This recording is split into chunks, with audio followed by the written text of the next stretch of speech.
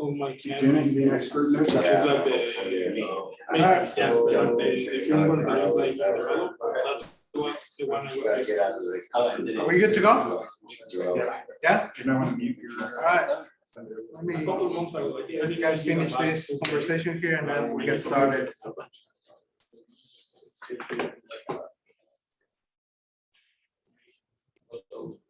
All right, well, welcome everyone to the June's meetup. No, thank you all for coming. I see new faces, so that's always great. So since there's new people here, let me introduce myself and let me introduce what we do and who we are and the whole 9 yards. My name is Marco Palacios. I'm the Vice President and co-founder of Pacific Hackers. And who we are, well, you know, Pacific Hackers started about 6 years ago as a meetup, and then now eventually became a nonprofit organization. And what we're trying to do here is we try to fix few issues in the cybersecurity industry. Number one, we want to fix diversity. We want to have more women, more people of color. Also, we want to fix the education system because we know the things that are taught in schools are not always great. People are graduating with the right skills, so that's what we're trying to do here, fix, you know, that part. And also the HR system, you know, we know it's, you know, all these companies are, you know, asking for a junior analyst with a CSSP, and you know that's outrageous. So what we try to do is make the direct connections. I always like to tell my story. You know, when I was just a member of Pacific Hackers from the legal perspective, you know, my boss was here, and after I gave one presentation, that was my interview. Because you know, 5 days later, I got hired by the company. So again, this is what we want to do. Okay. We want to make those connections. So if you're hiring, you know, please let us know you're hiring so we can send you people, right? And stuff like that. Also, we're focusing on certain, you know, communities such as veterans and underrepresented communities, which, you know, that's the communities I represent. I'm a veteran, and also I'm you know, I'm part of an underrepresented community. Okay. So here is the information from the meetup. Sorry, go ahead. You probably want to share the screen. Oh, yes, I'm sorry. Yeah, so let me, thank you so much. Let me share my screen. Yes. Thank you That so way much. for the recording, you'll have. Yeah, no, thank you. So for the people who didn't see the recording first, so didn't see my slides, let me start really quick. So this is where I was talking about the Pacific Hackers and what we try to do. And this is information for the meetup. So again, we do this every month. You know, we try to come up with content. Every month is different. Last month we have we have actually 2 meetups. One, our regular meetup, and the other one was a DEF CON qualifiers. So we, you know, we got together on May 26th and we competed for the DEF CON qualifiers. We placed 96. I don't know if that's gonna give us something, but you know, the goal was to eventually, you know, be at the DEF CON and as a team, as a Pacific Hackers team, and represent us, right? So last year, actually, so this is what I like to tell you guys. So last year, unofficially, we got together at DEF CON, we picked a CTF, and we played the CTF, and we won first place, right? So this year, we wanted to do the same thing, right? But now officially. So that's why we competed with the DEF CON qualifiers and all that. So again, this is something that we want to do, and this is the reason why we're meeting here. I know we usually don't do the live stream. You know, we try to quit that because I want people to come. That's the whole reason why you're here, to network, to know the people next to you, and stuff like that. But I know I have some members. Actually, I was just in a meeting from a company from Mexico. And I said, well, you know what? I run a meetup, and I definitely want you guys to be part of. So I invited them, so I make it public this time, but it usually doesn't happen. Okay. We have a lot of collaborations with the other groups in the area. The other one is OWASP. You know, everybody knows OWASP, and we try to do this every now and then. Last month we had one, and this month is if you go to the meetup page, we already have it there. We have it's a joint meetup with OWASP and Pacific Hackers, okay? And this is the one from the beginning of the year. And every time we do this type of events, it's like we get more people. So we're trying to combine both communities and also let them know what we're doing, you know, so if they fit their needs, you know, that's what we're here for. We also have our conference, right? You know, so for the new people, we have this conference going on since back 2018, 2019, 2020, 2021, for obvious reasons, we couldn't do it. But 2022 was great. We have a great attendance. It was the first in-person conference in Silicon Valley, you know, after the pandemic, and we were very successful. Okay, so again, we want to do this every year from now on, and yeah, so I'll keep you guys posted. If you're thinking about speaking, please, you know, I'll need speakers. If you have any ideas on what we can do in the conference, please let us know. Same thing, right? Last month at RSA, we ran the Dark Arts Village. We were part of the Dark Arts Village. So this was a picture from last year. I actually don't have pictures from this year, believe it or not. But so last year it was our first year at RSA as a village, and this year, you know, we rock it. We were one of the best villages out of there, and yeah, you know, good things came out of this, and you know, again, hopefully we can continue doing it every year. And again, for this type of events, I always request for presentations. So if you're thinking about presenting, please let us know. You know, we're more than happy to assist. We still have, we partner with the SecOps group. So if you don't know about SecOps group, they actually created the Black Hat certification. So going to there, because they are the people who partner with Black Hat and DEF CON, and they create their certification, okay? So they gave us a code, and I don't know if you can see it, but this code is for this particular certification. It's called Certified AppSec Practitioner, and you can get it for free, okay? It's usually like just $100. What they try to do with this is they, well, this certification is gonna test you for how much you know about AppSec security, okay? If you think you know and you can pass it, just give it a try, you know. It doesn't hurt. Again, it's for you to test your knowledge and also give them, you know, provide them feedback on if this is something they want to.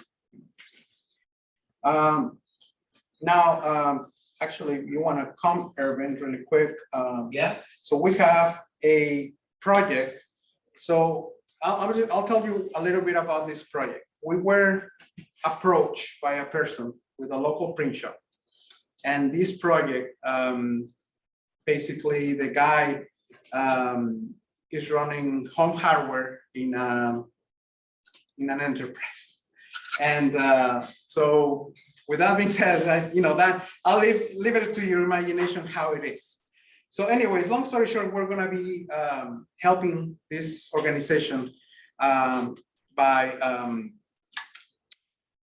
doing the network upgrade. We're gonna go through different phases, from reconnaissance, just looking at everything, creating the network topology, creating the configurations, to actually performing the upgrade, and then, you know, everything that goes afterwards, which then becomes the security part of things, right? So you want to talk about it really quickly, or? You gave the overall, what we're going to be doing. A couple of people already messaged me about being interested in being part of that internship. We're going to meet after the main talk is done to go over what the phase is, what we're going to do, how we're going to do it. That's basically what we're looking at. I posted it all on Discord, so everybody had plenty of time to check it out. Yeah, if you're interested, just meet me after we're done with the main session. All right, so so that's that. And also, now we have a Discord page. Before we used to have a shared Discord with our sister meetup, Hack Miami. But you know, over the years, people ask me like, is this ours or is this theirs? And the answer was, well, it's kind of theirs. They just let us use their community. But that doesn't mean we're quitting with them. That just means that we're creating something for you guys, for you to feel that this is yours, because this Pacific Hackers is yours, okay? So I want you to be part of it, okay? So so yeah, and so just want to thank all our sponsors. You know, we always have different type of sponsors. If you would like to sponsor, please let us know. And well, actually, that takes me to this page. We need your help. And there's many ways you can help us, from actually contributing with money or just spreading the word. Okay, we want you to tell your friends, hey, this is what Pacific Hackers doing, invite them over, refer them to them. Like if you have a person who needs a job, we have a network of people who are actually offering jobs. So, put it in there. We're connecting with them hiring managers, right? And also we would like to share knowledge. So if you think about presenting something, please let us know. It could be anything. You don't have to be a pro. Again, how Pacific Hackers is different from the other meetups in the Valley is we want to take you from zero to hero. So a lot of one-on-one stuff. Okay, so I don't care if you want to show about Nmap. Not many people know what an Nmap is, but yeah, if you take them from what Nmap is and how it works, and also give out a little bit of background, like how to do network discovery and stuff like that, that will open the eyes for everybody. Okay. And last but not least, here's my contact. If you ever need to reach out to me, here's my information. Yeah, so with that, we have. Could you go back just real quick to that Discord QR? Oh yeah, of course. Thanks. So today we have 2 great presentations, and I think we have a lightning talk, if I don't mistake. So originally it was just going to be one talk. It was about hardware hacking 101. But then I met this awesome person who is a hardware hacker and plays with a lot of badges and stuff like that. So he's gonna tell you a lot of that. And so I'll let him start presenting. But yeah, I just want to thank everyone who's here present, and for the ones joining us online. Thank you so much. And yeah, if any questions, I'll try to be on the chat as much as possible. So if you have questions that you want me to ask, or actually, not even that, you can actually talk to the presenter, because he'll be able to hear. So anyways, with that, I'll introduce Bo. Bo is a member of Hacker Dojo. That's how I met him. And yeah, he's gonna do a presentation on Batch Life. So if you ever attended DEF CON or any other conferences, security conferences, Batch Life is a thing, believe it or not. So we hackers pay for these type of things. Let me get one of these. So this is a Mr. Robot Batch, happened a few years ago. And I always really wanted to get this, so maybe I'll just put it right here, walk away. But yeah, this is a thing. And the more lights he has, or the more features it has, the better, right? Obviously, the more expensive it's gonna be, okay? So he's gonna talk about Batch Life, how you get, how to get in this, and a lot of stuff. So I'll let you jump in, and let me put this, and I think will work since the Taken down by Mr. Robot. yeah, I know. Mr. Robot takedown. Yeah, here you go. So you can watch better the I have it right here too. Yeah, it's. so here, I don't know if you can see it, Bo. So Oh, yeah, that will yeah. be, okay, so I don't know which one you want, but Cool. that will be your. Yep, here you go.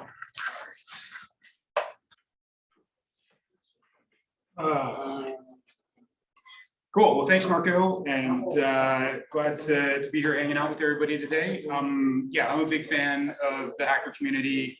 I've enjoyed hanging out at a lot of different hacker spaces across the country and around the world. Yeah, I'm into all sorts of things. I mean, I used to do a lot of software, but I've always been pretty passionate about hardware. And now I'm much more interested in working with hardware, particularly embedded and microcontrollers. And Badge Life is just a really cool crossover. Here's, if I just show hands, like how many folks have been to a conference and they've had an electronic badge like as the conference badge, DEF CON or RSA or whatever. Okay, so about half the folks have gotten hands-on. So after this too, I brought a selection of a few different things. So be happy to folks to check them out and take a look. Before I dig entirely to that, I wanted to jump into a couple of recent activities. So I'm also an amateur radio operator and a bit of a fanatic when it comes to balloons. And I found that the Weather Service actually launches over 1,000 balloons a day around the world, and Oakland launches 2 of them. So I started looking around and chasing these things. So I'll talk about that a little bit more after the badges if there's time. But I just want to say, so this is my amateur radio call sign, K6 EAU, and this is a little board flying around at 40,000 feet, and it's actually gone all the way around the world, and it's on its 2nd lap, and it's currently somewhere over Africa. And so I don't want to eat up too much time talking about this, but if you're interested in more, I can kind of tell you what's going on. But why taking the time and wanted to start with this is we just added, quick here. We just added this one to the mix this morning. And we launched this one over in Milpitas. And Marco, do I need to, is it sharing the screen? Yeah. Okay, cool. And so that same balloon that's been up for a month now, that was the V0.2. We now have a V0.3. And it was launched this morning on my way here at about 10:30 from over in Milpitas. And now it's floating up and gaining altitude. It's coming up on around 30,000 feet. So this one has the call sign W6 MRR. But the cool thing is, and we'll talk about badge circuits and stuff like that, but for reference, this is the entire circuit board. So this is my loose connection to Badge Life is it could totally fit on a badge. But just for reference, what microcontrollers and processors are doing these days, this tiny little board is, these were 8-bit micros, the same out of an Arduino, but now we're using RP2040 ARM processors from Raspberry Pi Picos. So yeah, so if this sparks an interest, please talk to me. I'd love to hook you up with this group as well. But let's get on to what we're actually here for. And interestingly, this actually is going to start with amateur radio. There's a great ham out there, Jerry Ellsworth. She actually does AR tabletop gaming. But there's this event that happens once a year in the Arizona desert called Quartz Fest. And basically several hundred, thousands of folks go out for a week boondocking in the middle of Arizona in the middle of winter. And they set up amateur radio, they go 4x4ing, they hang out, they do all kinds of stuff. But Badge Life has made it to the desert. So Jerry came up with this circuit board design, roughly shaped like an HT. And if you get into amateur radio, this is the $30 place to start. It's called a Baofeng. And people hate them, people love them. They work. And so you see there's a little similar correlation there. But this is actually wearable. So that'll hang around your neck. And then this is an Raspberry Pi Pico. This is a radio module. This is a little OLED screen. And then there's a speaker that goes in there. But this basically turns into a functional amateur radio, and in the spirit of Badge Life. And the really cool thing is it's an interactive game. So kind of the whole attraction to Badge Life and the crossover with DEF CON and hacking is a lot of times these badges will have crypto challenges on them. So you'll be trying to crack a code, you'll be trying to unlock something. Or there's some kind of game, ideally kind of multiplayer that gets you out and meeting new people. And so this one was actually a multiplayer role-playing game. So it actually had a Unity engine behind it. and a bunch of text to speech stuff. But you'd be roaming around in the desert and it'd be like, you're confronted by a 40-foot dragon. What do you do? And so this is interacting with that server in real time over amateur radio. So this isn't by any means the most advanced badge, but it's amazing like what level of functionality you can get with very really basic components. And also, you know, a lot of the spirit of badge life is, as much as possible, it tries not to be pay to play. And so part of Jerry's aim with this was to meet people that just became new amateurs and just got licensed, especially younger folks, and give them one of these. So it was kind of like, hey, welcome to the hobby, and let's get you started. So.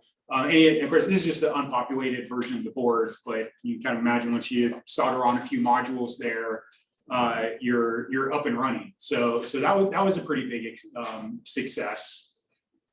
Are those kits still available? So they were never available as a kit, but all of this is being published and is just using board houses. So you'll be able to download the design files and source the parts if it's something you want to try. But yeah, in terms of that, so like I said, it's like a lot of times you'll go to a conference, and if it's a conference badge, you'll get that as part of the package. And then DEF CON in particular, a lot of people started making unofficial conference badges in terms of it's not the conference badge. It's not trying to be the conference badge, although there was also a way to get, you know, a black badge. If you knock off a badge well enough, sometimes that becomes a prize. But people get really creative. So for instance, this little thing, which is in the shape of a coffin. Let's see if I can get up on the zoomies here. So a buddy of mine really likes making 3-dimensional circuits. So this is all constructed out of PCBs, and it kind of snaps together in the shape of a coffin. And it's got a whole bunch of RGB blinky lights in it and a wireless chip. And so this was his ode to lithium ion batteries, which are always dying. And so it came with its own coffin, and I haven't used this in quite some time. So in proper fashion, it's dead. So I'm not going to show you its glorious blinky goodness right now. But just to give you an idea of like, this is kind of the creative spirit that comes out of these sorts of things. And then, yeah, also the robot badge. This has been to DEF CON and some SuperCon conferences. This whole thing is a grid of LEDs. And so this is a matrix display, which actually uses a chip that's really common in RGB keyboards to matrix all of this. And then it's driven by a wireless ESP chip as well. So it's a really cool combination though, in terms of it's really pushed the creativity and the expectations of circuit board design, because just without any components or batteries, it's like a finished wearable kind of piece of art in and of itself. And then it's also got all this electro goodness. Double A's also surprisingly are kind of the like go-to way to power these things, which if you think about a conference, like you want it to work for a day or days. You don't want to have to deal with shipping lithium and cost and everything else. So there's kind of a split in terms of some will have rechargeable lithium, some will just be double A's or otherwise, but you know, there's no one or right way to do it. And yeah, and kind of like in the spirit of it is like, initially you couldn't buy these. You just had to be at the right place at the right time. And others though, so one of the ones that I think is really kind of one of the leaders in the space, let's say, is And Not XOR. And this is a little collective of a few guys, and they created this sort of thing where they started doing takes on Bender from Futurama and making badges. And this one was kind of this crazy cyberpunk cowboy version, and they actually did a Kickstarter to fund it. So if you wanted one of these badges, you could get behind the campaign and kind of be part of the process, and you know, you could just kick them a couple of bucks, to kind of follow and explore the project. Okay, so this was one of their earlier ones. The vendor meets the Las Vegas tripping. And you know, you can kind of follow the project along. And of course, it wasn't actually red. These are all the dev boards they did in red, and they got about 50 grand in support. And they're not really making money or trying to make money with this, but that's, you know, they made several hundred of these. There's more the finished design, and kind of the cool thing with all of this is I think what a lot of, and then it had a big color screen on it, so you can see some of the things that it would display once it was up and running. And then there was a whole like interactive thing that you could do with it during the conference and whatnot. But by kind of doing this sort of thing and getting people to actually buy their badge as well, they really do a lot of like buy one, give one.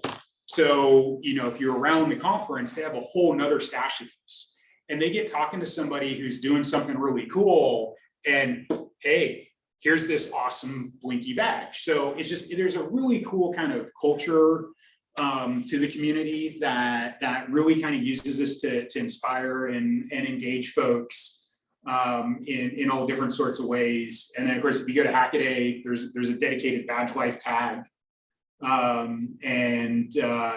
Here's one for 2023. The pandemic really put a crimp in badge life because we kind of stopped getting together for conferences. So there's a lot of momentum that kind of cratered, but things have really been coming back strong lately. DEF CON's continuing to do really cool hardware badges. This one I want to actually talk about, and I brought, and folks can take a look at it. So this is the 2022 SuperCon badge, and Voya, who created this, he created a really early microcomputer decades ago, and this actually emulates a 4-bit computer. So there's a beefy PIC chip on the back, but this whole thing is actually kind of, you program it by pushing the buttons and manipulating the registers, and you can actually see all of the logic flying around in here. And one of the programs that you can load up that's on here, as you can see with this matrix, it's actually scrolling text, and it's reading out Shakespeare. But you can go through and hack it up to do all sorts of other things. And then one of the really fun things, the guy behind the Mr. Robot badge was an early proponent of SAO, which is short for shitty add-on. And that was originally a 2x2 pin connection. And so it's ground, power, and I2C. And now there's a 6-pin variant, but it's backwards compatible with the original one. So this thing, this has become, I think, one of the greatest ways to like get into building hardware. If you've never created your own PCB or anything like that, you can create one of these add-ons totally as a first-time user and make some blinky lights or add-on or whatever else. So there's the build your own badge adventure, then there's a build your add-on adventure. And so it's a lot of fun. Now we can kind of like mix and match with different things. This one, I picked up at SuperCon last year. Let me fire it up here. And this thing's so simple as is a lot, and there's no off button. So, but yeah, this is actually, if anybody's ever played a Vectrex video game, this emulates that. And so, so you've got this like side-scrolling shooter game. And it's totally just a toy, but it makes noises and has blinky lights and is kind of interactive. So that's the sort of fun that we like to have with these badges. So yeah, there's loads of stuff you can read up on. Badge life is a great keyword for it. Running Doom on all the things. A lot of the classic hacks. And also if you go over to Tindy, this is kind of where there is a bit of a marketplace for this sort of thing, particularly in the add-ons. Because they're also generally really inexpensive to produce. And so there's a few folks that'll kind of show up on here as regulars, and then also just kind of a lot of new folks diving in and doing things as well. So you can, yeah, these are great, learn to solder, crypto challenges, just there's a whole variety of things that you can get into with this. So I'll just quickly kind of talk through a couple of different badges that I brought. So this was another Hackaday one. So this was a Hackaday SuperCon badge, and this one had a full keyboard on it. And I believe it was running BASIC. So you could actually go in here and write programs. And the great thing, how many folks have been to SuperCon in Pasadena? Anybody? Oh my God. Okay. Some of you are going to be going to SuperCon in Pasadena, and you'll thank me later. It happens every year. It's hosted by Hackaday, and they always make an electronic counterparts badge. And it runs for a couple of days, and we set up a back alley as a soldering village and badge hacking. And so these boards always have like some sort of extensibility and whatever else, and we get a bunch of different random components. And people write programs and do different things. And then the conference ends on the badge hacking awards. And so folks will demo their hack. So people have made all kinds of crazy things. The last one, using this, there's an add-on board that gave you a little prototyping space at the top. They put a bunch of light sensors and LEDs in it, and you could actually feed a piece of paper through it. And so they had this graph paper that you would go and it was kind of like a punch card. You would fill in. And so like a tape. Well, yeah, exactly, like a tape. And so what they would do is they would feed the piece of paper through, drag it through, and would actually load it as a program into memory, and they could run it. So, I mean, people just came up with this over a couple of days of hacking on things at the conference. So Next, they'll be doing vacuum tubes. So yeah, there's a really cool badge that uses Nixie tubes, and it's got the high voltage on board and just runs off a 9-volt battery. This is from anybody got one of these Disc Quartz DEF CON badges. So this was the official badge created by Kingpin, and this was like a super modernistic like simplification of badge life, but the functionality was really cool. If you didn't get a chance to use it, there's actually this wire coil on the back that's an antenna, and you get within a few feet of someone with a badge, and they would pair. And then it would kind of like go into a little tally. And basically, if you networked with enough and different people, you would unlock different features and the badge would beep. And then it was the whole conference challenge. But the whole thing is like, hey, everybody get together with everybody and spend your time at the conference being social.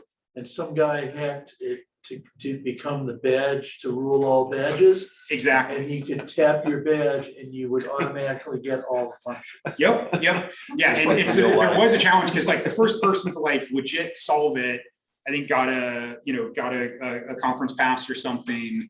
But then also people would very much start to game it. And so somebody would set up a table and they had every one of the different badges lined up. So you could just kind of walk by and hit everything. This was a single badge that did that. Exactly. And then, yeah, people figured out how to program them to be Uber badges. And it was a lot of cool and fun interaction, but also they kind of knew that badge life had expanded to the community enough that people weren't going to just be obsessed and dedicated with the conference badge. And so the whole thing was, it came up with this crazy little hook and loop thing. So the lanyard with the clip would be empty. And so you could attach your favorite badge life badge, and you'd have the conference badge and then your own badge. And so this one I just love because if anybody's messed around with Arduinos and microcontrollers and blinky lights and NeoPixels and was it WS2812 RGB blinky, So this is basically a giant RGB blinky. So if you've ever used with a tape of RGB lights, this is a scaled up version, and you've got a discrete element in the middle, and he actually took a red, green, and blue LED, just like the real thing is. So yeah, this one spoke to me very, very, very, very passionately, and I thought was super cool. Tour Camp, which is actually where I got my amateur radio license, because they were doing free testing.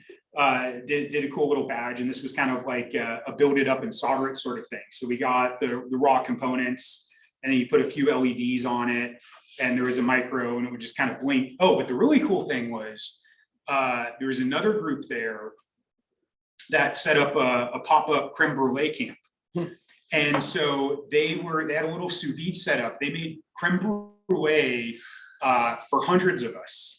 And they had like this cooler setup and sous vide thing, and then blowtorch to finish it off with the legit sort of thing. But then you eat it and you wash it out, that jar fit this perfectly.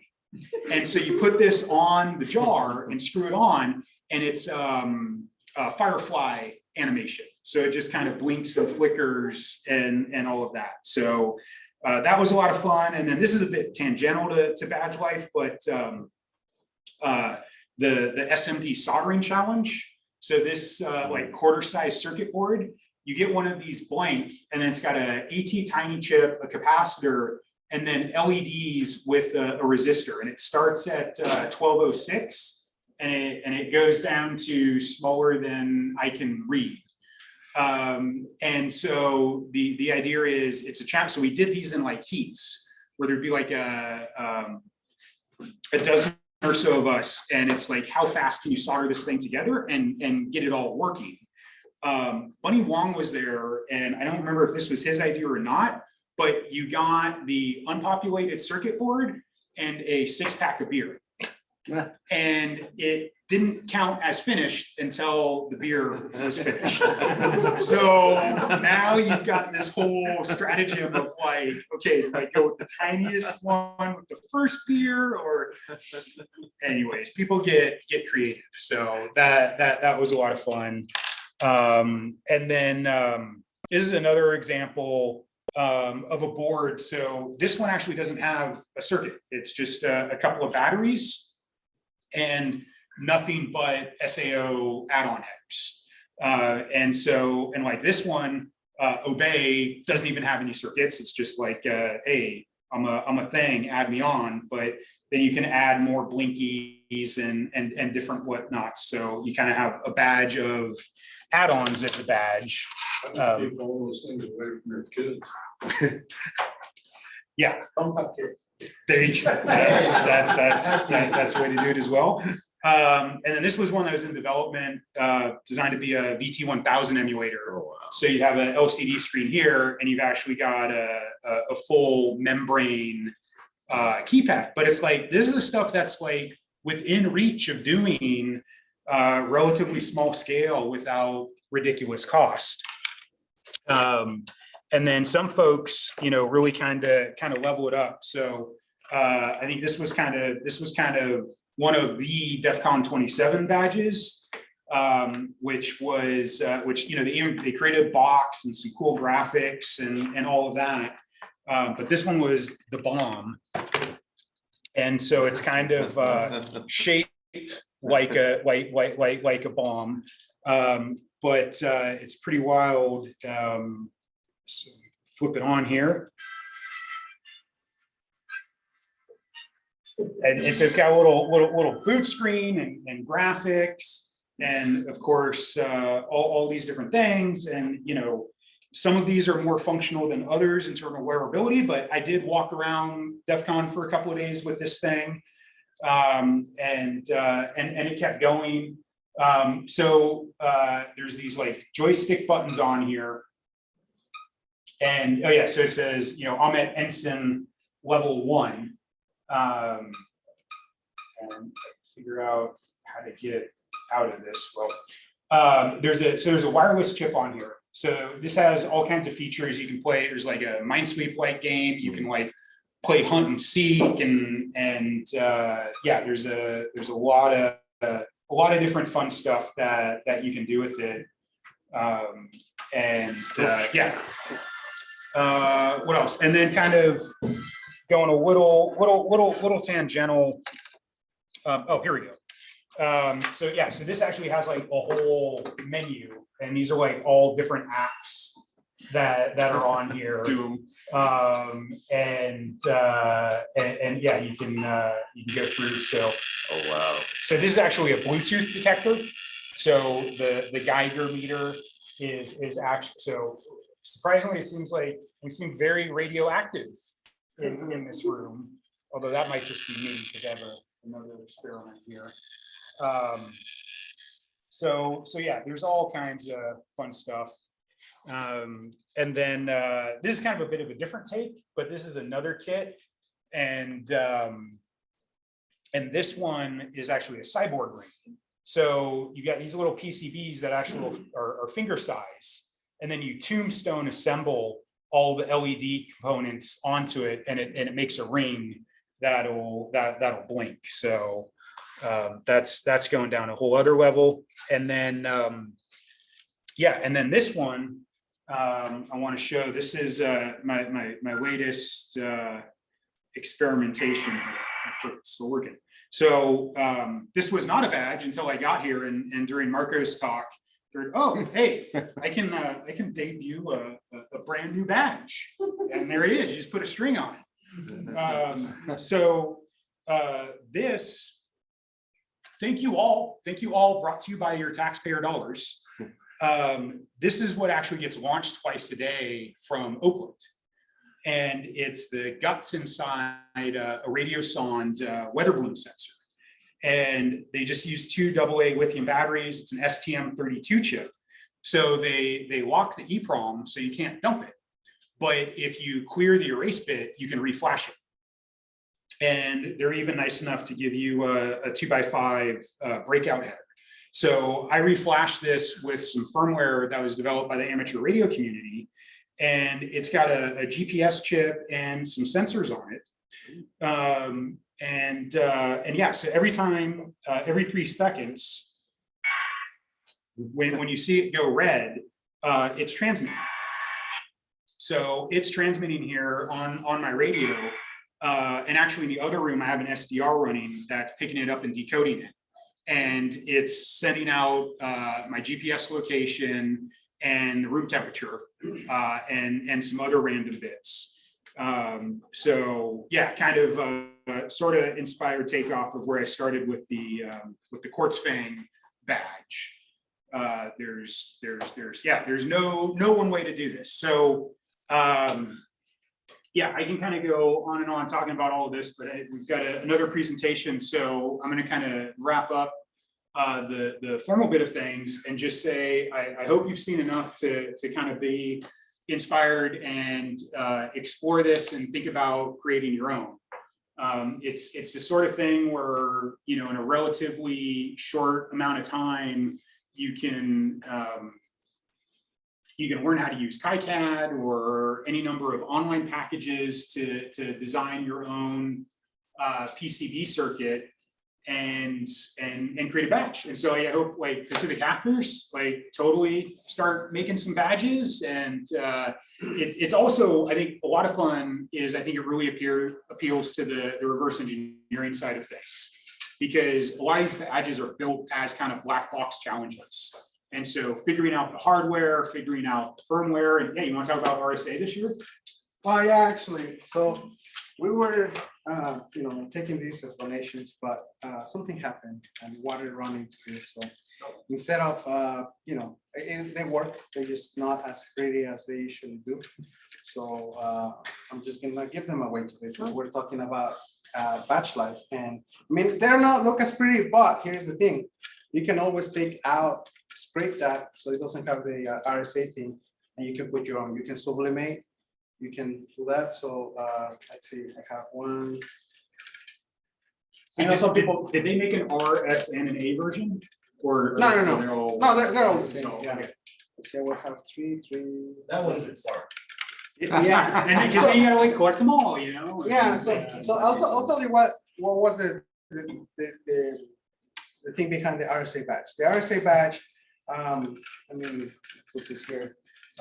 Basically, you have every picture here has a light underneath, and every picture represented a village at RSA. So we were the darkest village, right? And so when you go into our village, we have a remote control that we put it like behind here, and that will transmit something to basically show that you already stopped by our village. And the whole goal was for you to go to each of the villages and get the light, right? Well, obviously now you don't have the little control for the villages, but you can go to the website here. Here, hackerware.io, and he posted a little file that you have to basically use what they call the USB to delete these little things. Oh, it has a serial. Yeah, like a serial adapter. serial adapter. So basically, it's gonna light up everything, right? So yeah. So again, I know some people in the room has one because they attended RSA and they spoke at RSA. But for the ones who didn't make it or couldn't get the $500 pass or the $2,000 pass, well, here you go. This is what you got for paying, $500 and stuff like that. I mean, sorry if they don't look as good as they should, but yeah, I'm not gonna sell you something that doesn't work. But it's a badge. It still has a lot of functionalities that he was talking about. You just have to go to the website and see what else can do. By the way, it also has a CTF inside. So I don't know what it's gonna do with the CTF, but there's two things you can do now. You wanna light up everything, you have to put the code in, and if you wanna play the CTF that it's inside, then basically just follow the instructions. So, but yeah, so I just wanna thank Bo for his time. Let me go show one more quick thing. Just Oh, as, yeah. This folks hopefully on the live stream will be able to appreciate it and get it in the recording. But yeah, I just want to share real quick. So this one, the fun hack. So I'm actually transmitting a radio signal, and there's an SDR on a Raspberry Pi in the other room with an antenna, and I'm just VNC'd into it. So I've got GQRX running in the background, and so you can see here. We'll see what the lag is like. But there's a waterfall. Yeah, I'll put it on this one, and I just pushed the wrong thing. So yeah, so what you're seeing here is the waterfall, and so you get a burst in the middle. That's the signal that we're hearing, and then down here is the text that's decoding, and it says we're at Charlie Mike 87 X-ray Juliet 45 BE83. If you decode that, it'll turn into latitude longitude of the parking lot. So that's just another little fun thing. But yeah, Margaret, thanks so much for inviting me out. Really glad to share this with everybody, and hope folks have fun with it. Yeah, and actually, since he mentioned that, about, hey, you should do a badge, we actually are in the works. So we're gonna do a badge for Pacific Hackers. So we'll let you guys know soon. Yeah, so that's coming. Actually, we're gonna have our own batch, and yeah, hopefully you guys can get it, and yeah, and hey, you should try this one on and make sure you like it. And I will. I'm just gonna run. Well, better yet, I'll swap it out for one that actually works. Ooh, Okay. damn, that's okay. Well, again, Bo, round of applause for Bo.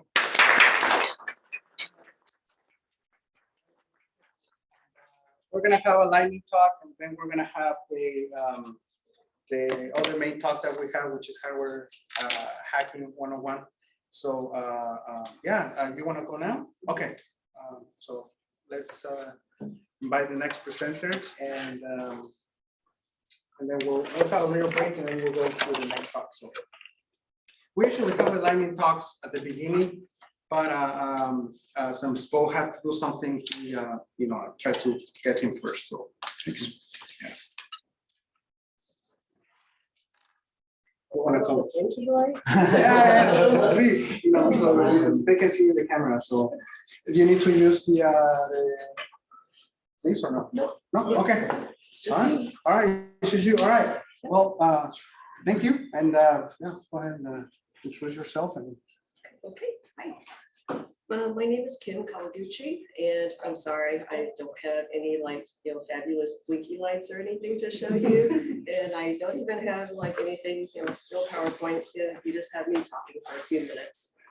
And so in my past life, I was an oil and gas accountant. And now I'm actually studying cybersecurity to make a career pivot.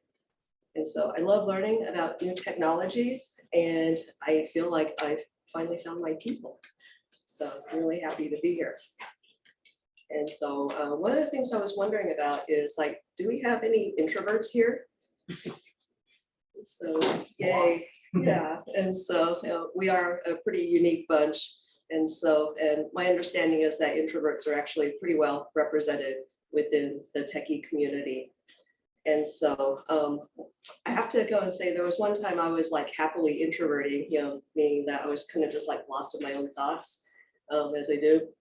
I'm one of those people that if you see someone in public and they silently are laughing to themselves, that could be me. And so I'm just thinking about something really funny.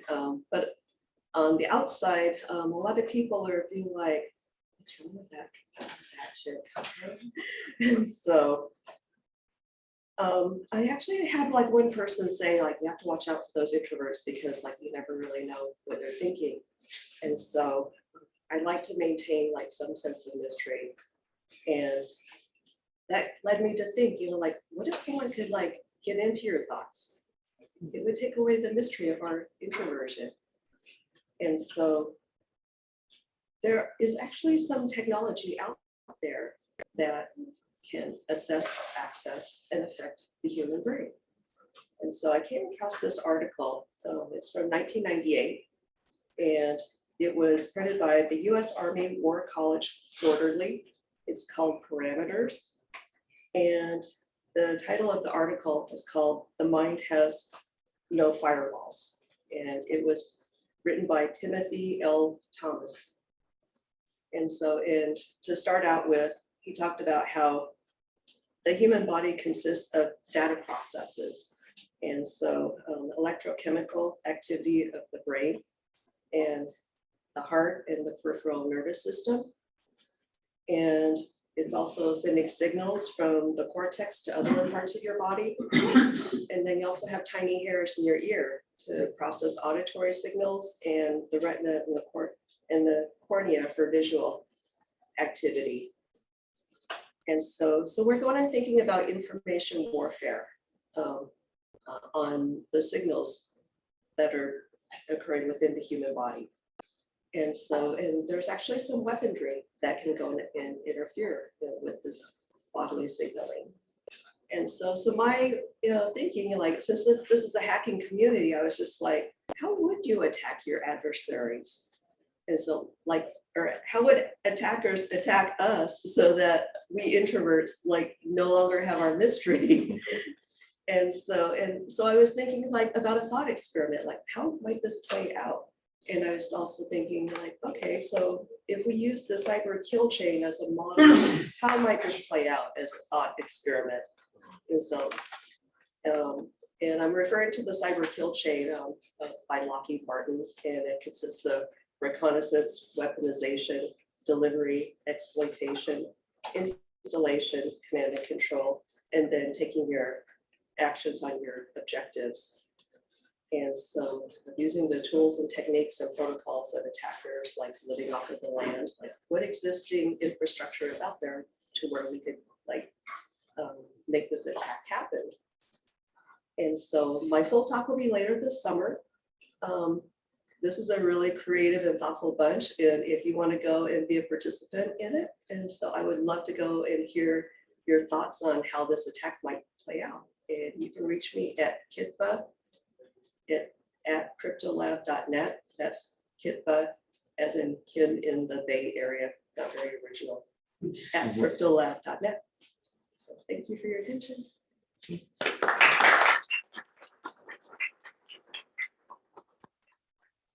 Right, so we're gonna, you guys wanna have a quick break before we do the next talk, or just guys wanna complete to the next talk?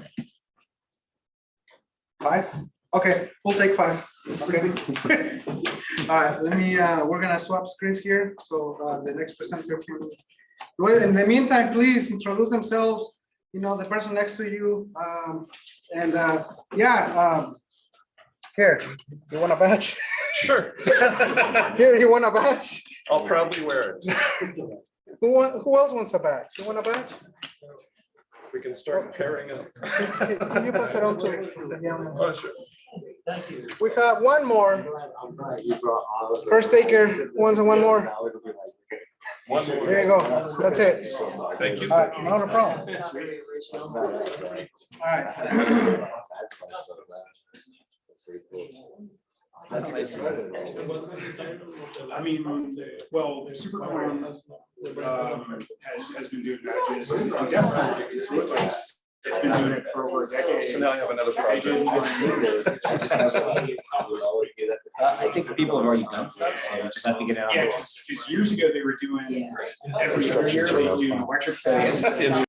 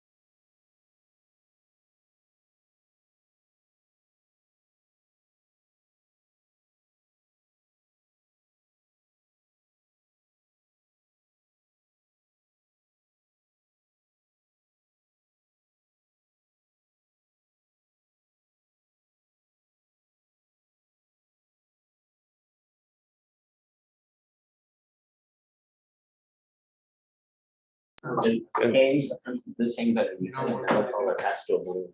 So the solar panel is getting sunlight the entire time, so lights, or during the day. All right, we're gonna start soon. So I just got a quick question for the people here. So I mentioned that we're gonna have a event by the end of the month, either June 30th or July 8th. What we're trying to do is, it's a pre-DEFCON CTF. We have it every year, and what we're doing is preparing people who are attending DEFCON for the first time. We're going to Hacker Summer Camp for the first time. We're basically tell them, we tell them what to expect, okay?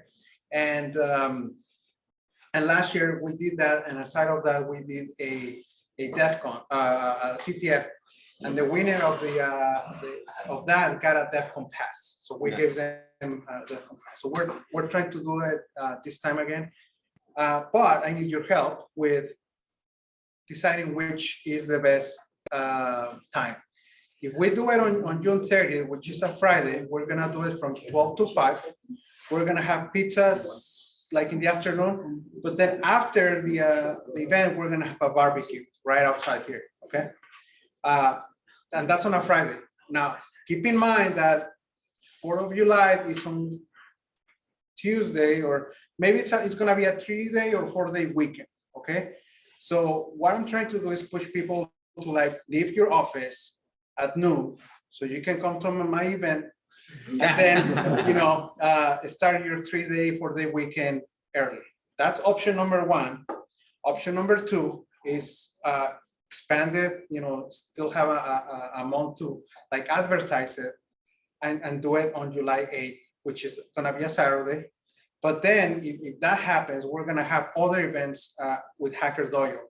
So we're gonna have, I think they have a blockchain party, I think.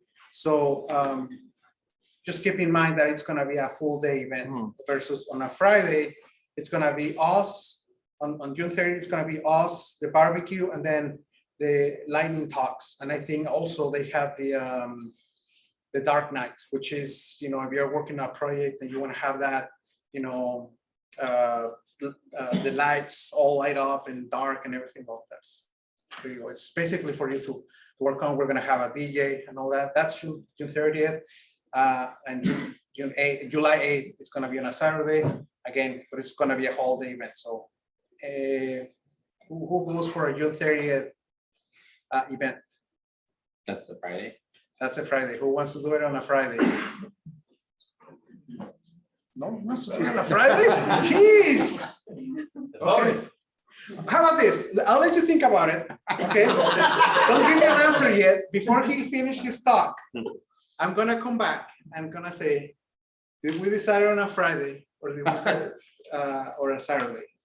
Remember, keep in mind that it could be a 3-day weekend, and then you might be like, oh, you know what? I'm just gonna take Thursday, Friday, Saturday, Sunday, Monday, or you might take the whole week, and then Saturday you're like, oh, I need to get out of my house. I just need to come back.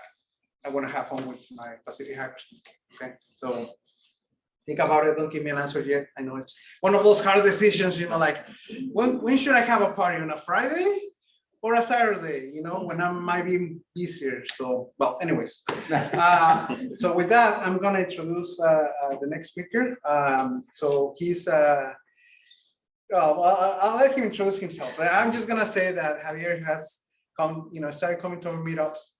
This is actually, well, he probably doesn't gonna like this, but this is the first time talking. Yeah. So I was gonna tell you guys Quick too. bit. Oh, yeah, in different minutes. I know, I just clicked that.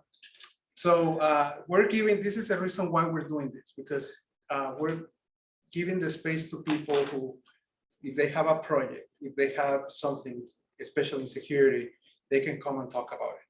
And if you want to start that public relations or doing presentations, even at work, this is the place to do it.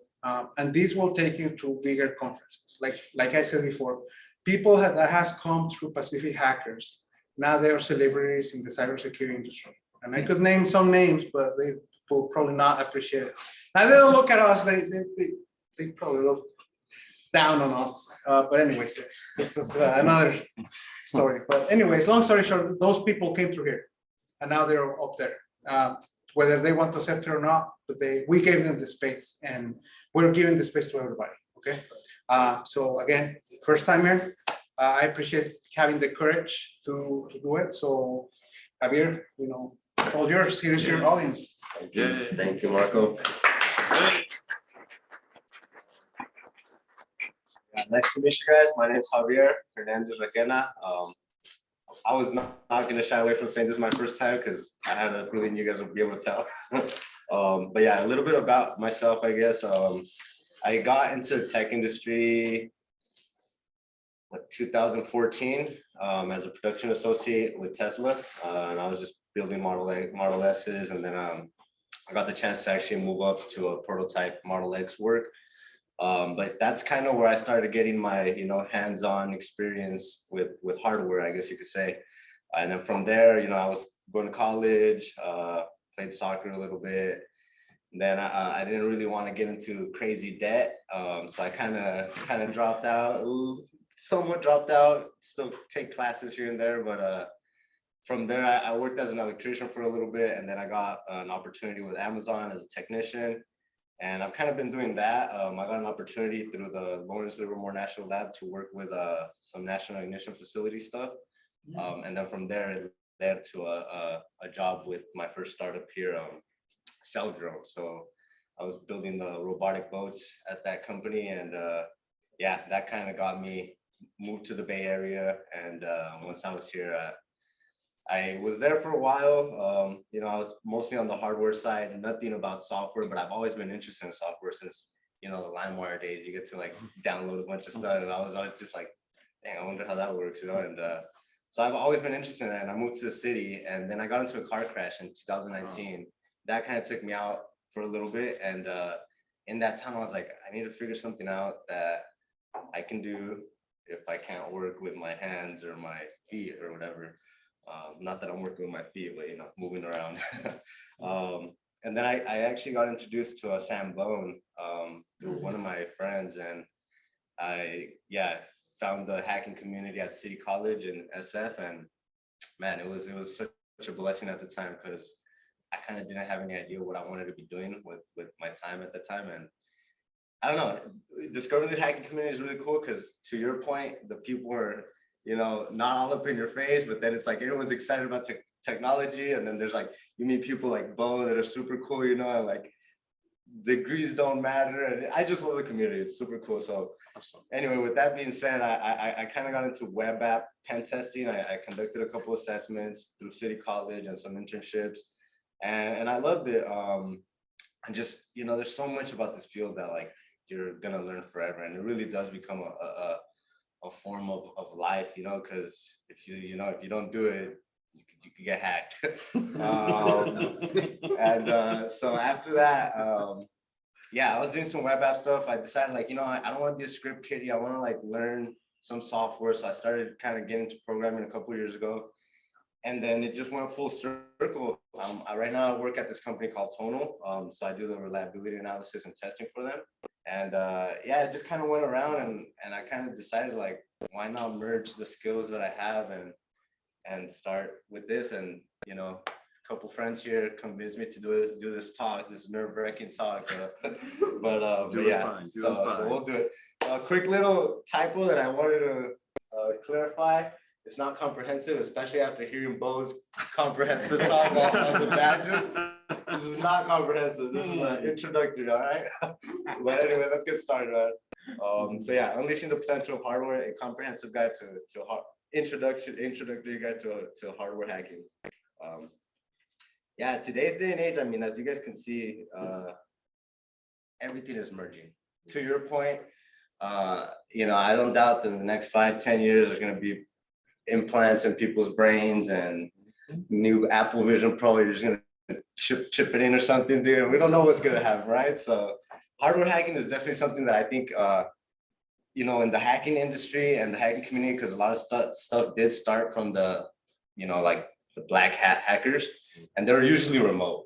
So that it makes sense that everything started in software super crazy, but with the advancement of autonomous vehicles, you know, all these kinds of things, tonal, these robotic artificial intelligence workout systems, the grids, the new grids that we have that, you know, super outdated technology in that. And so the relevance of this is going to be like super critical, and it already is, you know, especially like you look at the current state of affairs around the world and cyber espionage and all this type of stuff. It gets pretty deep. But yeah, basically an introduction. Hardware hacking is a process of manipulating electronic devices such as smartphones, computers, cars, anything. And basically you have to try to achieve a specific goal, or you're trying to compromise the current design of what it's meant to do. Some of the benefits is it does help reduce costs, because you can kind of, you know, once you start messing around with little things like Bo said, some of these things cost like 30-40 bucks, but you start getting the knowledge on how to tweak them out, it's like you make it worth a lot more. And then you could come up with, yeah, innovative solutions. You learn more about the hardware.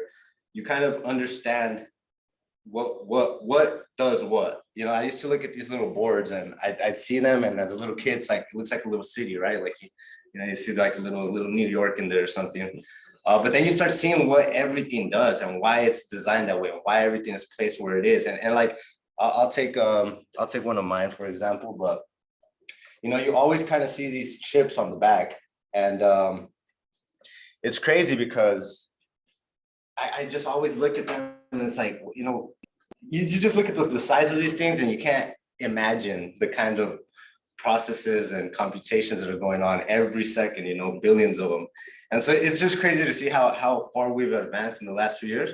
But yeah, back to the benefits. Some of it is I don't know if you guys can tell, it's my first time. It's gonna be back and forth. But so understanding the hardware, you get to troubleshoot and repair your own stuff. So you don't have to be spending money, giving it, especially nowadays with the, you know, the right to repair, and like everybody wants to just keep getting more and more money and more money. And so I think it's really beneficial in that sense. Customization, improvement. Like I said, by no means am I an expert in this field, but I know some pretty cool people, and when they take their e-bikes from going 30 miles per hour to like 80, you know, that's pretty cool, you know. And so it opens up a lot of possibilities out there.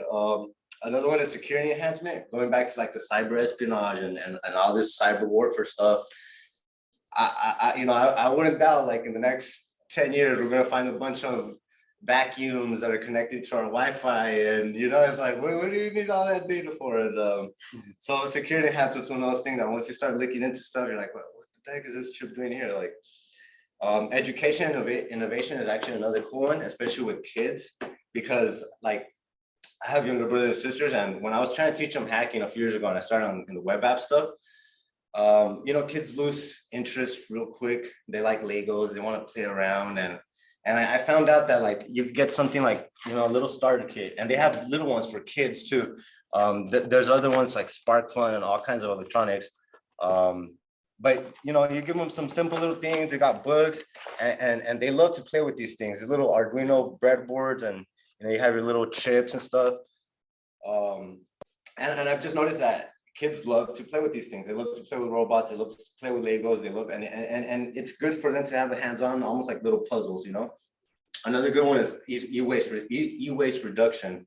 Back to the point of like troubleshooting and repair, you can refurb a bunch of stuff.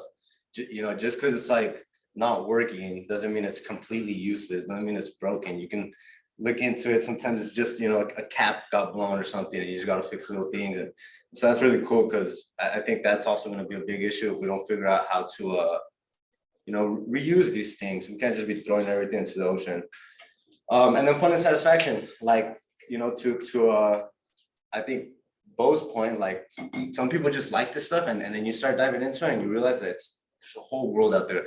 Like I just learned the balloon world, you know, that's amazing, especially with all the stuff that's going on. Like, so there's a lot of really cool avenues in hardware hacking. With that being said, you are going to need some tools. It's not as, I guess, that's one thing I loved about software is you just need your laptop, and that's it, and an internet connection, and you can do whatever you know. At first it sucks, so you got to buy yourself a laptop, but once you got that, you're good. But and with hardware hacking, it's a little like, you know, if you're, it can range from $100, couple $100 to tens of thousands for a lab, you know, if you really want to start getting into it, like it can go pretty up there, you know, and depending on what you're doing, you could do all kinds of things. So it really ranges on what you're looking to do. But I do suggest for everyone that gets started, like at least getting a soldering iron and like a multimeter. You know, an oscilloscope and a logic analyzer is good, but you don't need it for, especially like a lot of the beginner projects, you don't really need it. Like, for example, I have this little Arduino starter kit and you don't need a logic analyzer or an oscilloscope for any of this stuff. Like, you know, a multimeter, soldering iron, you don't even need a soldering iron for a lot of these things. But I bring that up because that's a good way to get yourself started. Because with hardware it's you gotta have a lot of you don't have to have a lot, but you're gonna have to be looking into EE principles and EE theory and, you know, a lot of what happens in those levels, why, you know, different components, what are they for, what do they do? But yeah, for most things, beginners, soldering iron, multimeter. And then once you start going up, I'm gonna share a book at the end of it. That book has a lot of good resources. It tells you like, you could bring it from the, you know, it tells you like what you need for a small beginner one, what do you need for a really professional, and you need some good space too, because you might have explosions, you might have things burning up, you know, so you want to do it, you want to do it in the garage, you want to do it somewhere where it's going to be safe. Fire extinguisher. Yeah, fire extinguisher, exactly. Yeah, you might get shocked a couple times, so don't get too scared though. Yeah, there's a lot of techniques. Some of the common ways to hardware hack is reverse engineering, glitching and firmware analysis. Going more in depth with that, hardware reverse engineering is, as you guys imagine, you take a piece and you start debugging it, you look at the components, you look at the layout, you see what's doing what, what's going where, why is it designed this way, and then you start to try to figure out how it works. You can, along with that, you can use, you know, firmware dumping and analysis that gets you the blocks of code that you really want to manipulate. Like what's this code actually doing? What's this machine actually doing? Where is everything being stored and all that type of stuff. JTAG and UART hacking, I'm actually getting a little more into that right now as we speak, and I have a video at the end that I kind of want to show you guys, because it's pretty cool. You know, with these little devices and tools, you can probe all of these, and I'm sure the badge life is all about that.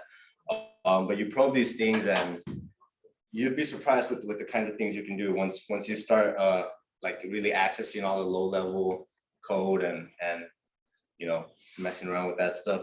Hardware implants, that's something that goes back to, you know, people storing things into your devices that you have no idea about. And yeah, it's becoming some would say it's been, and I think they'd be right, it's been a huge issue, and I think it's not gonna go away anywhere anytime soon. There's side channel attacks and glitching attacks. These are different things that can cause the product to misbehave, or there's a video that I could show after with the Trezor, and this guy was trying to basically help a guy extract his code because he forgot the password and he had a couple $1 million in there. So you can imagine, you can see in the video, they're like stressing out as he's like, you know, the guy's like sweating and stuff, and it's like it gets intense because like you gotta wait on it sometimes. You know, with hacking, sometimes you just set it and you're like, all right, like let's see if it works or not. But yeah, these are a few of the common, most common techniques used when looking into hardware hacking. Some examples on the next slide you'll see is like with smartphones, game consoles, and smart home devices. There's industrial things, there's cars. To Kim's point, there's gonna be, you know, implants in humans. Nowadays we got the augmented reality stuff. It's just all kinds of things that you can start messing around with in the real world, and they have very real world effects. There's a couple examples. I don't know how many of you were gamers, but the Xbox hack where Andrew Huang basically turned his Xbox into a full-on computer. And there was the PlayStation 3 jailbreak, ensued in a whole lawsuit, and all the hacks that were going on at that time in the PlayStation era. The Apple iPhone jailbreak, I find that's a really cool one if you're like trying to get into Apple iOS hacking. I don't recommend it if you're doing it with your everyday phone, because again, you open up security vulnerabilities and you can get hacked. Like people target phones probably more than a lot of other things right now. But one thing you could do is like you get yourself like a little cheapy phone and you use this one to jailbreak, and then you have your regular phone, and that opens up a lot of things, a lot of capabilities with cell phones that because cell phones are some of the most advanced devices that we have right now, some of the most advanced computers. And if you start messing around with that type of stuff and actually learning how to break into it and use it for your own purposes, I guess, you can do some crazy stuff. Volkswagen emission scandal. So not everything is always as, hardware hacking can be things like the Volkswagen emission scandal, where basically they attached or they wrote, into the code and attached sensors. I don't know exactly how they did it, but yeah, they programmed the car to know when it's being ran in the test, and so that the emissions can, when it's in that mode, it would be like, okay, let's not let everything out, and they kind of bypass the system like that. There's a lot of big corporations do it. It's not always good, it's not always bad, but it's out there. There's a Therac 25 radiation overdose incident. That was a therapy machine, and it was involved in at least 6 accidents where patients, they were given massive overdoses of radiation. And it just shows, like, with electronics, back to the point of, like, you might run into explosions, there's actual things going on, and you mess with something a little bit, and the consequences can be devastating, especially with these kinds of devices. I'm sure all of you are familiar with the Stuxnet worm. So that's another one with the IoT. So there's all kinds of avenues. I'm sure we're gonna be seeing more stuff with cars. I'm sure we're gonna be seeing more stuff with, nowadays we're going to the Web3, and what are we gonna need for Web3? We're gonna need VR headsets, and we're gonna need all these. It's gonna become definitely a bigger, a growing field. In conclusion, hardware hacking is a powerful tool. It can be used for good, for bad. It can be used to upgrade the performance, to create damage, to stop gas pipelines, and you can do all kinds of stuff with hardware. But I do think that there should be what I've noticed is in the industry, and I don't know if it's just a issue of accessibility, but there does need to be more of an emphasis on the hardware security, because with the current state and, like, I'm sure you all know how companies work sometimes. Security is kind of a back end thing, and we want to get the product, and we need to make money for the investors, right? And so it can get, especially in hardware, it gets, sometimes you don't even see it. And yeah, it's growing, developing, but I think it's beneficial for all hackers to have at least some understanding, because you never know what you could do, you never know what situation you'll find yourself in. Yeah, I wanted to touch on some resources that I use. The Practical Hardware Pen Testing book by John George Baugh. It's really good.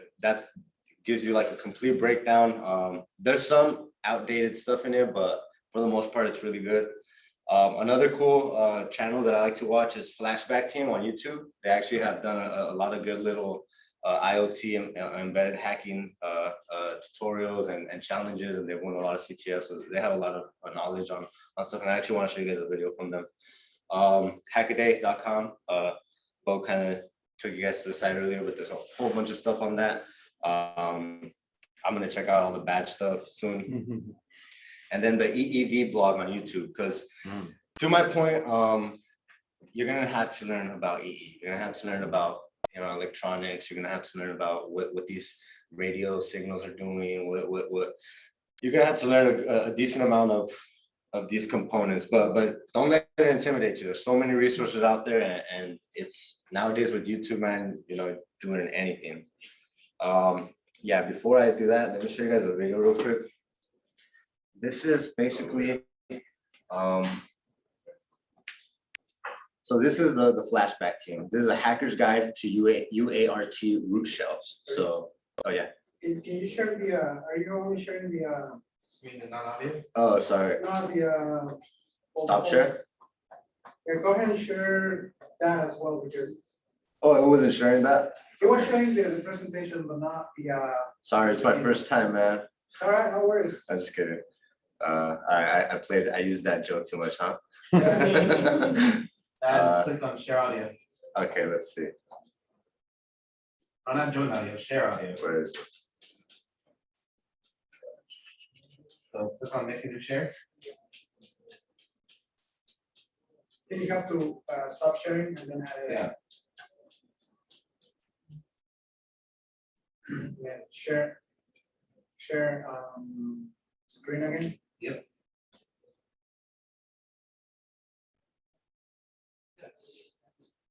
There's a button down there. Oh, I see. Share audio. Share sound. There you go. I see. Thank you. Thank you, masters, master hackers.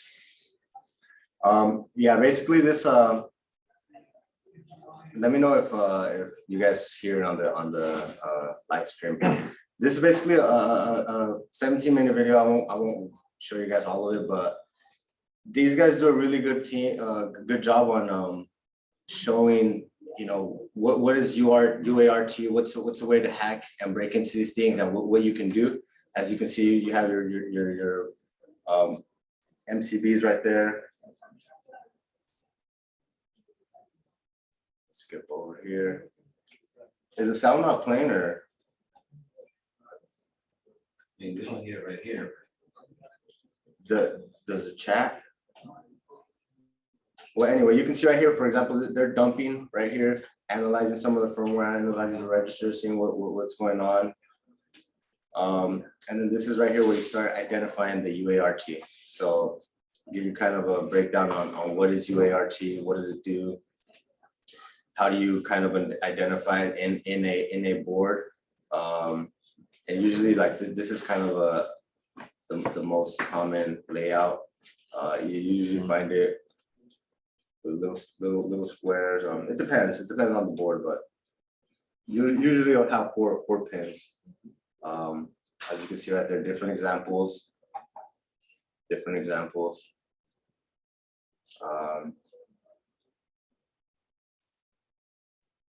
Yeah, I'm not sure if the sound.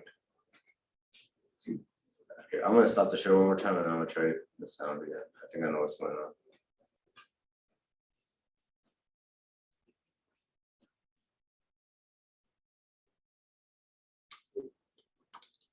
I don't like the Zoom having permissions to my mic and stuff. We can try to communicate with it. For this, we need a device I can hear it. You can hear it there. Yeah, it's on the camera, right? Okay, cool. that can speak UART like this one. I connected to my computer via USB port and wired up with the target. Remember, RX goes to TX and TX goes to RX. Ground goes to ground. But it's crazy because like even stuff like that, right? Okay, everything wired up. Now we need a software that can use the UART device. Everything's moving digital and everything's gonna be stored in hardware wallets, you know, and this time as the probably different devices that I'm sure are gonna come out for serial communication. next few years, next decades. And Target. interesting to see. Oh, Also, what is that? you know, we're gonna have the I humanoid must have messed up robots. something in the settings. drones, Let's all have a these quick things, look into and, that. and it all has to do with hardware hacking. So it's a huge field, Damn, that's a lot of things that can go and they're wrong. just showing you kind of itself. what it can 1.5 do. or 2 bits in size. But again, it really with us. I'll share these Let's look- slides as well, because on the slides, Send on there's different tools that you can use. It lists a couple then different 8 tools, bits of data and um, the stop bit. and you far, so can good. then using a couple of them. Let's change the data. It's like a to logic one. analyzer right here, just kind of looking through the baud rate. But check these guys out. I don't want to bore you guys That too looks much. Like a proper radio. You know, if you guys are interested in it, check out the flashback team. I added them to the slide. Let me see the.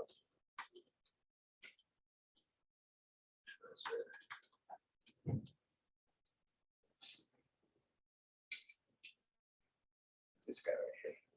So Joe Grant, he's another really cool guy that you guys can watch on YouTube. He has a lot of cool videos. What if you had a couple $1 million stored on a piece of silicon the size of a postage stamp, and it was protected by a password that you forgot?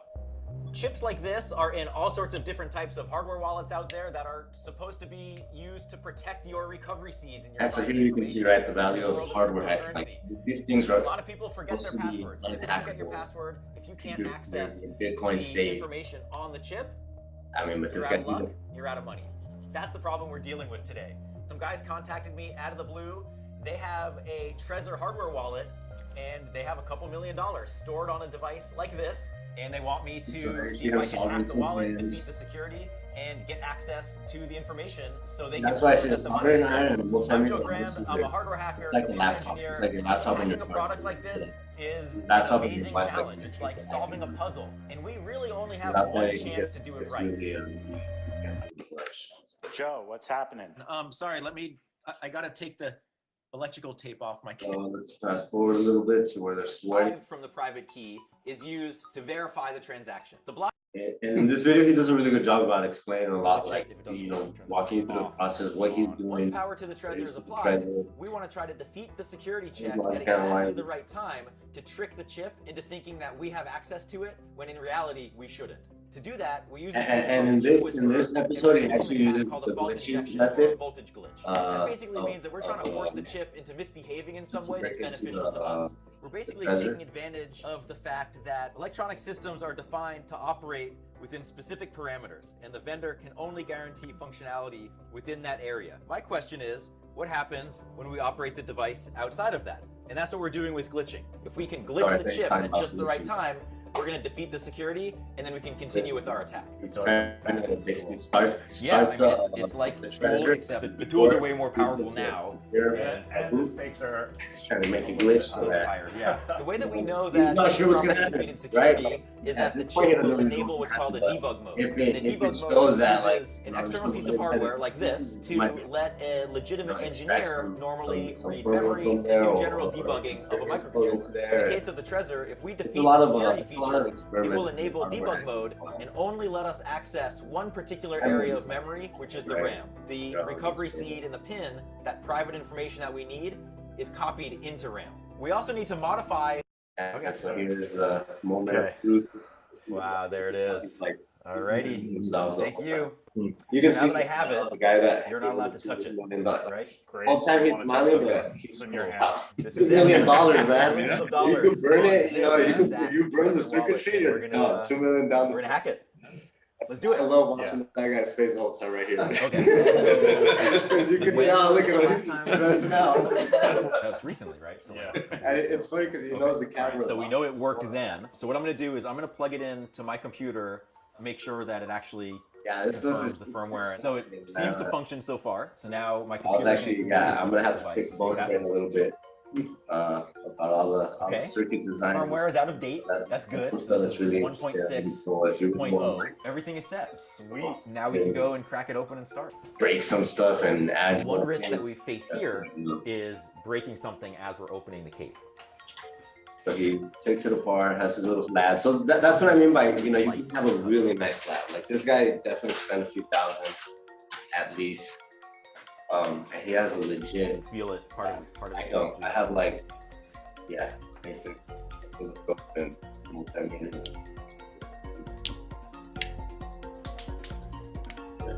No damage on that side. Basic. Ta-da! It has the conformal coating on it, Cool which thing is about the electronics protective too layer is, for the to most part, protect the they all components. have That makes it a little bit harder same for or us similar to components. solder to the So you don't connections. have to, So you know, my next every step is single to apply chip's some gonna have chemicals a, to get rid of that or coating. every single and then board, it's start not gonna soldering have, wires. you know, completely different. It's like web app, you know, the web's built with the same frameworks, the same components, Just like to get it as clean as and with possible. hardware hacking.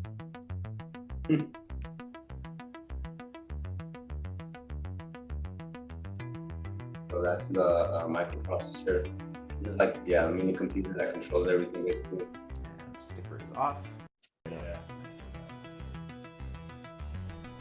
And then up, To those little circuit board with it.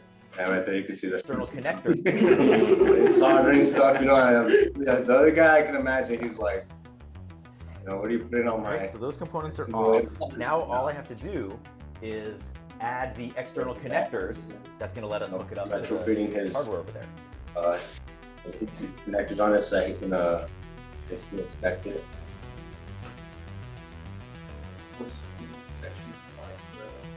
I'm not sure. Yeah, Heat both sides of the part and pull it off the board. The risk at this stage No. He's just putting pulling tap. off some of the circuit board with it. Which hopefully won't happen. Iron is on. Yeah, there's two that we need A to lot of them do. so Nowadays, easier to get to. yeah, a lot of them nowadays are starting to. Okay, first one's off. It's been the case on credit card machines. Yeah, that's true. Got it. All right, so those components are off. Now all I have to do is I add think the that- external connectors. The Max That's going to let us hook it up to the hardware over there. Fix your own stuff and you pull the wrong thing at the wrong time, it's just gonna it's gonna break. Military ready. Military radios. Military has so much technology on this type of stuff. Like it's, I don't know. I wanted to join the military, but the federal. If it wasn't for that, stop nobody. I would have been. At the time. But that's another part I love about the hacking community. There's so many ex-veterans to Marco's point. There's veterans out here. It's prepped and ready. You know, pick their Let the brains action and- begin. because it's a war. It's cyber war, and You see the, How you feeling now? yeah, this dude's badass, man. I'm gonna plug in our. I definitely check this guy's YouTube out. The Flashback team, they're really cool. There's a couple other guys. You can reach out to me. Connector. There's an eyelash He's connecting his on the table. breadboard, his circuit. Now let's get our scope on. So, Let's hook this guy up. yeah, it's just funny because the whole time I'm looking at this, but I look at the guy's face. He's like, yeah.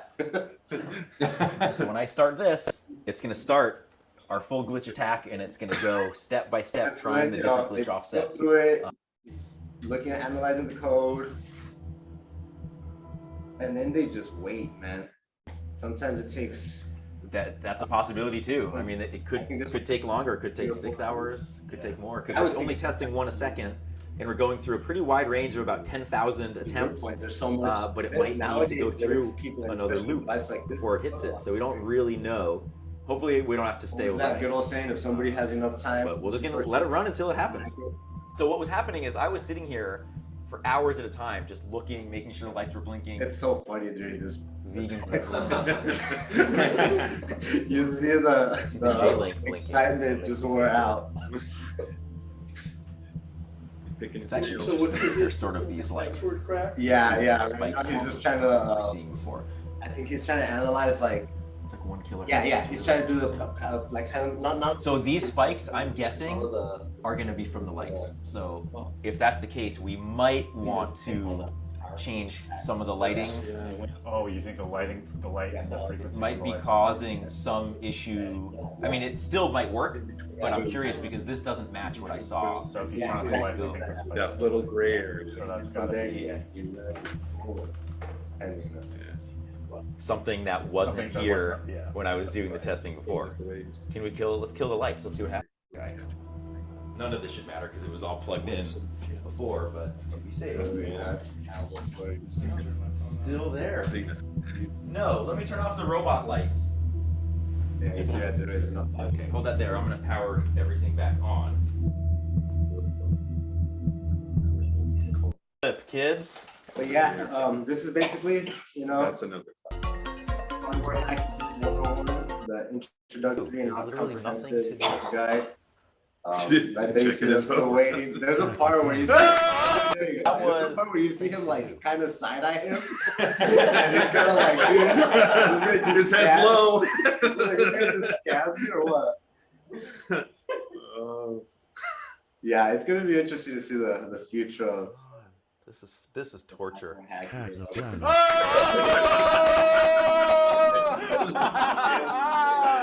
Oh, Yes. like it knew. Yes. I'm like, this is torture. Hack the planet. Oh, Oh my god. OMG, like they say on the internet. Okay, so that was 3 hours and 3 hours and 19 minutes, which is right within that sweet spot. Oh my God. That's a good way to. But now the question is that too far in the boot process? Did we miss an earlier glitch that's going to keep the contents in memory? Not the greatest presentation, guys, but. Ah! Oh, So I have the The Flipper evil Zero as box. well. The evil They got 4 out of the 5. Yeah, That's- it's off. Don't worry. Turned it off. What does that do? So this, I mean, you can do all kinds I of have things. something to tell you. You can upload your own firmware. How do you know it works? Like software tags, you can do, Isn't that awesome? Yay! Thanks for the support. This is a Flipper Oh, Zero. It's basically an emulator. Why? Because You know, there's a lot of them. There's more powerful ones than this it's one, but cool that my dad's a Fine. hacker. Thanks, that was cool. I was sort of and there's a lot skeptical of cool- about it, especially Hold on, when he if told actually me if you're how interested much in money that, there was on it. I was I like, know. that's really risky. Well, I knew he was Yeah, so exactly. I wasn't as Yeah. excited and shocked. Flipper Zero, the most common attack that everybody's using it for is to open the Tesla chargers. Yeah. So yeah, I always carry mine with me today. Left it in your Tesla? No, I don't have a Tesla, that's why, because I don't have a Tesla, then I can do it. Once I own a Tesla, yeah, probably won't be doing it. Yeah, no, I was gonna say, so, you know, he mentioned about a lab, you know, setup area and all that. I don't know if this is your first time at Hacker Dojo or you actually never taken a tour to the Hacker Dojo. Right next door, it's the electronics lab, and he has all the things that he needs. So by you getting the membership, whether it's annual or monthly, you get access to that and everything else in the dojo. So that's another thing I want to show you guys, that, you know, if you're interested in this, we have a room dedicated for that. There's 3D printing. There is, you know, all the solder machines, everything. You don't have to buy anything. You just have to bring your stuff. Just like, you know, Bo, you know, he has his station area there. You know, just bring your stuff and start playing with it. Also, every Monday, there is a class called Robo Dog class. It's from 6:30. It starts at 6:30 every Monday. And basically, the idea was to get you started with Arduino to the point where you're actually gonna make an actual AI robot. So if you're interested in that, that's free. But, you know, also considering, you know, helping the dojo, because, you know, we get this place because of all the donations that you make. So help the dojo to continue doing, you know, this type of stuff. So yeah, that's it. Oh, yeah. No, the Hacker Dojo is super cool. There's a lot of hacker spaces, maker spaces, but this place is really cool.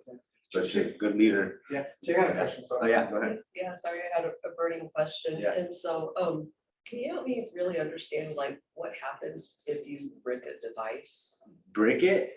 Brick? Yeah. Brick it? Like I mean, accidentally, of course. basically breaking means like you render it obsolete, like it doesn't work anymore. Yeah, I mean, like, I guess, Well, like, what's happening from a hardware perspective? Like, It could be a variety of things, you know, it could be you break some circuits in between the communication between certain components. It could most be a- likely you've corrupted the firmware. Yeah. That's another way. That is running, you know, the difference between software and firmware.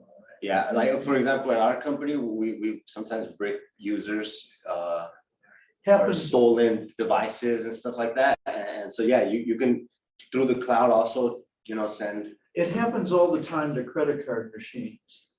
And I was working for a credit card machine manufacturer, Really? and a transient signal, Yeah, power spike or something Yeah. can get the program that's flashed in there to be dumped.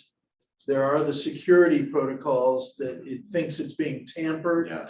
so then it dumps Exactly. either the keys or the firmware. Yeah. And the only way to get back to that is there are tools that are not available on the merchant's counter in the store.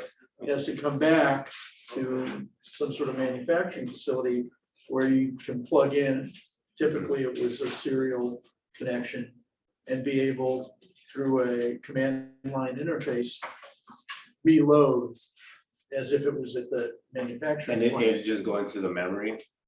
There were some things that could be done I mean, there, I don't know how many ever watched the, what was the television program, the IT Crowd? Yeah. And the guy's always saying, have you tried turning it off and on? And it's a joke, but it Yeah. is the first thing to do Yeah, because yeah. you may Especially on reset. hardware, yep. 100%. But if it's been corrupted, then Yeah. it's not gonna go through the boot up Yeah. sequence. Yeah, I had a question back there. Yeah, any question, you kind of answered it, but, can you elaborate more, like, yeah, suppose you break it just by like loading the wrong firmware, so there's nothing wrong with the hardware, but, why couldn't you use like consumer tools or whatever connection they would use? You in can. the manufacturing plant? That's the whole So point of they hacking. cover- Right, yeah. exactly. Yeah, It's you there. No, you can. It's Okay, there. is it, okay, so like, It's all there. If Okay, you so had it's the there. firmware. Yeah, it's all in any, your vehicles, if you know how, if you learn how to like, automotive, electrical and autonomous automotive engineering, if you know how to do that, I mean, that Rich Rebuilds guy, right? You break into it and it's all there. Yeah. That's the cool thing with hardware is you buy it and it's there. It's just, they do add a whole bunch of, because they don't want you to mess with it, whether you're legally allowed to. I do just it. want to add a little something. Yeah. If you need information on a particular product, it's difficult to find. If the product is registered, let's say with the FCC, Exactly. go to the database, to the Yep. FCC, put in the product, and wham, Yep. all the data pops up, virtually all the data. Yep. Most of it, not all of it, Most of it, sometimes yeah. depending on what the product is. So That's you'll have the board proprietary stuff. layout, you'll have most of the headers laid out, Yeah. and you'll have Yeah. usually a detailed description of what's going on in the actual device. Yeah. So it's a fast, cheap, and easy way to find information. So this book, Practical pen, hardware pen testing by Jean-Georges Bois, really good. It touches on all that, touches on all the details. If you're interested in this stuff, get that book, like look into it. And, it teaches you about the STRIDE methodology. It teaches you through all of it, basically like how you would learn like from OS, offensive security training book. This is kind of that for hardware. I mean, it's not the same, it's not the standard. I actually don't know if there's a like that kind of a test for hardware hacking. I have to look into that. Oh, go ahead. So, quick question for this thing that Apple do, like whenever you need a replacement for one of the parts, like you request it on the website and Yeah. they send you the piece, but that is associated to the specific hardware that you have. Yeah. I Sometimes. imagine those protections are just your software, right? Yeah, Like a lot you of them. somehow, or it may be a Sometimes. Combination. Yeah, sometimes it's combination. combination. Sometimes they'll have tags, Mhm. and it'll be like taped, kind of taped, stuck onto there. And once you take it out, it just rips it apart. But that's more like military grade stuff and higher level.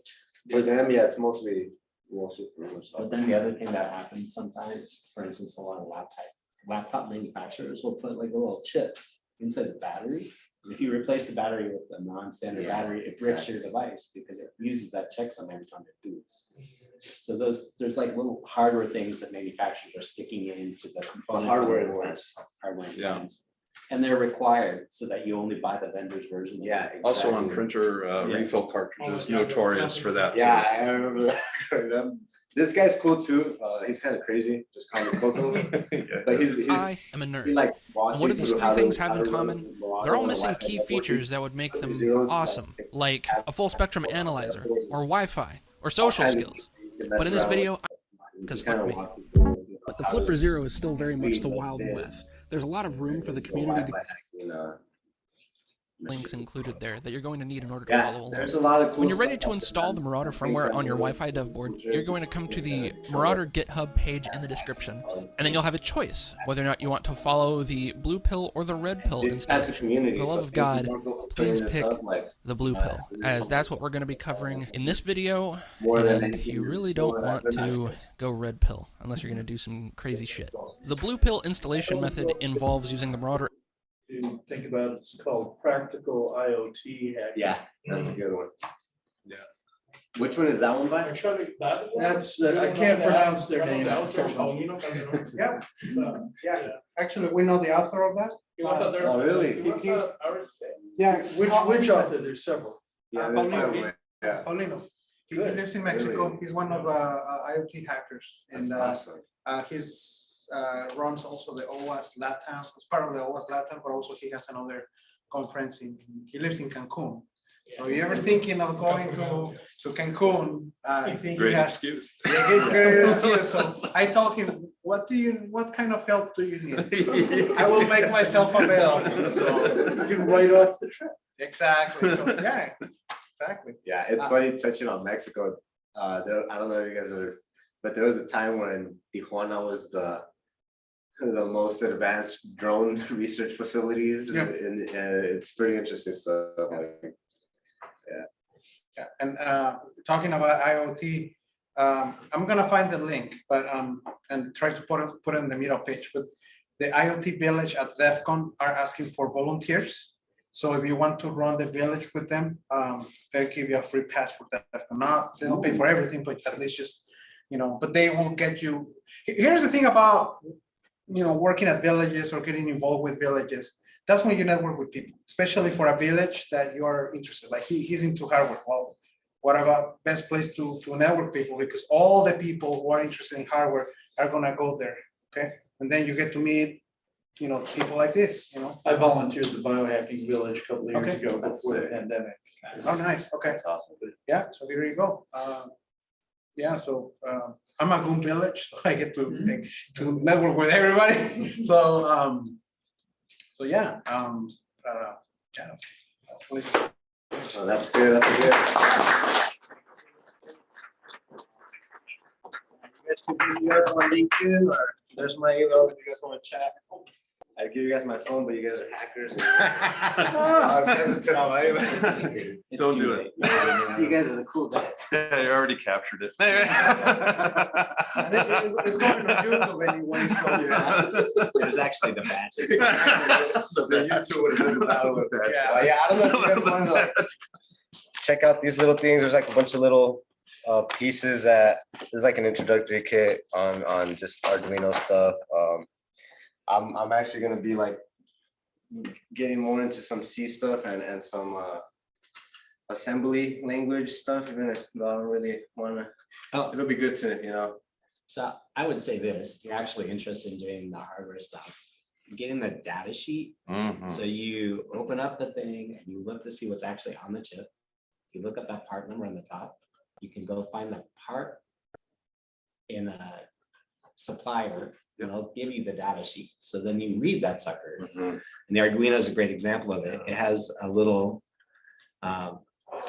chip on there. If you go look it up and you read through it, the data sheet for it will teach you how to get to every single part on that chip, including how to do things like write protect it, or to burn it, or to turn on like any of the pins on it. But it'll also teach you some of the assembly language stuff, because to access some of those directly, you can do it in a register, which is like literally physical little wires kicking around inside of the thing, and they'll tell you how to turn those on. So it's a great actual beginning place to learn how to do all of that directly. It's fascinating stuff, the way everything. So cheap. Yeah, too. meshes with each other, like it's It's amazing. And the ESP32 is a Yeah, really yeah, great the CPU. ESP32, It's yeah. dirt cheap. You Yeah, have tons yeah. of data on it, and you can buy 10 of them for free almost Yeah, off yeah. of that. And it's a great place to start. I think this guy actually does it. The Just Come Coco guy does it with an ESP32, I think. Yeah. Those are you have great boards. Bluetooth, you have Wi-Fi, you got Exactly, everything under exactly. one board, literally. Exactly. No, that stuff is amazing, man. Like you'll never get tired of it. Or you will. You'll have some days where you got a guy looking waiting for $2 million and he's giving you the side eye. But yeah, thank you guys. Appreciate you guys being an awesome audience. So you guys decided on the date? Oh, you totally forgot about it. So show hands, how many people wants to come on a Friday? June 30th is my birthday and June 8th is hers, so I can't make any promises right now. Oh, 30th, that's how about the- birthday There's party? definitely gonna be a lot going on here. Yeah. Yeah. Sure. So July 8th, anyone I'm for down July? for it. July 8th? I think we got more people for July 8th. Okay. All right, July 8th will be. You know, you can have your birthday party here. Yeah. Yeah, so, yeah, that's it, guys. Thank you so much for.